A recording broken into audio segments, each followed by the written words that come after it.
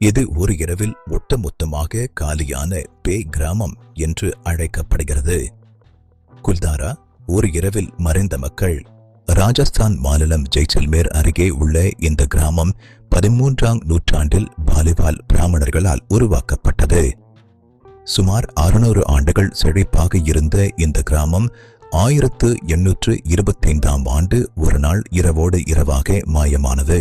மர்மத்தின் பின்னணி அந்த பகுதியின் அமைச்சராக இருந்த சலீம் சிங் என்பவன் மிகவும் கொடூரமானவன். அவரது பார்வை கிராம தலைவரின் அழகிய மகள் மீது விழுந்தது.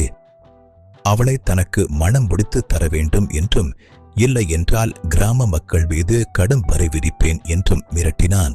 அந்த மர்மமான இரவு தங்கள் மானத்தை காக்க நினைத்த கிராம மக்கள் யாரிடமும் சொல்லாமல் அந்த இரவே கிராமத்தை விட்டு வெளியேற முடிவெடுத்தனர்.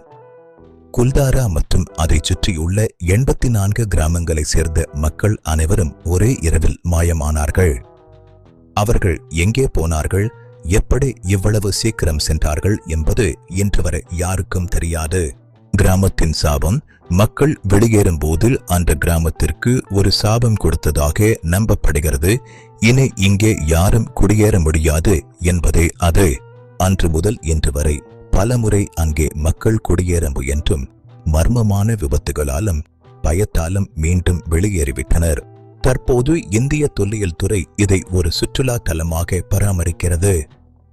ஆனால் சூரியன் மறைந்த பிறகு யாரும் அங்கே தங்க அனுமதிக்கப்படுவதில்லை.